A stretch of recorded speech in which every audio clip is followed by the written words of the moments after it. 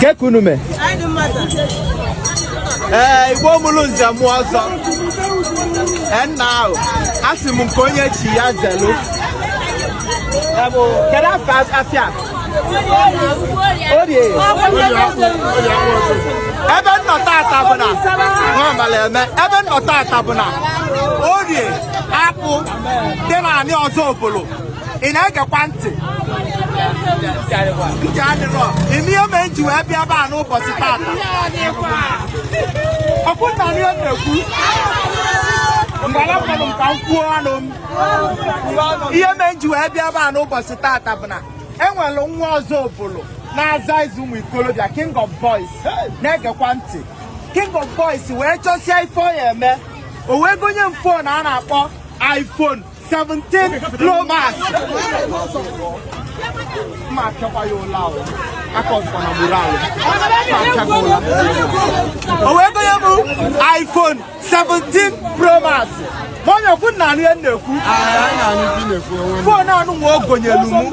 Ihe na-ele fon a bụ almost 4 million naira. Ọnụ million na mgbawa isi. Ọ ya ka m ji wee si n'ọna afịa Ọzubulu ka mma nọ wee gbanye fon a on. Atọbela m ya bifọ. Wee bịa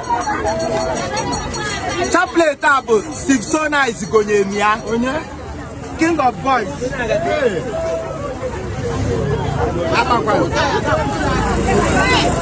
Bella bụ ya nwa gonye m ya from Fatima.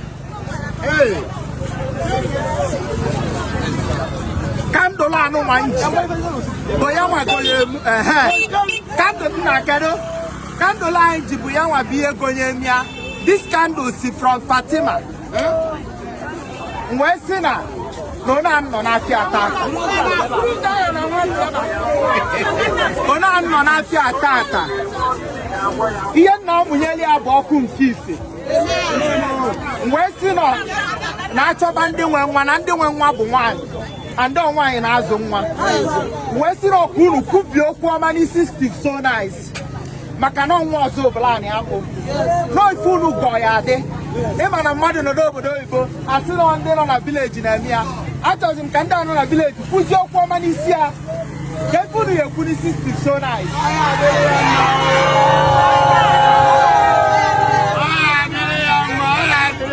Wee si na ihe nna amụnye n'ọkụ wee si na ọkụ nna amụnyelu Steve bụ ọkụ nke ife. N'ọkụ ya ga na-enwu. Ọkụ ya ama nyụkwa. Nwoke ama mgbochiri ya. Nwaanyị ama mgbochiri ya. Ọ ya azụ ka afịa mana ọma nna ka afịa. Ihe ọbụla o tinye aka ya abụli ya ngozi ngozi. Asị m n'one ahụ kwuli ya ka ọ ya adị.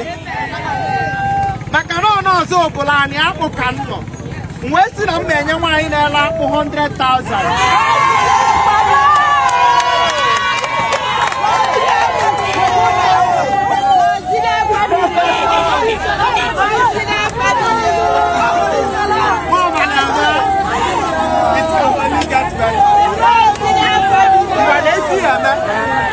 He was 70,000. He can't 30,000. Probably I will see.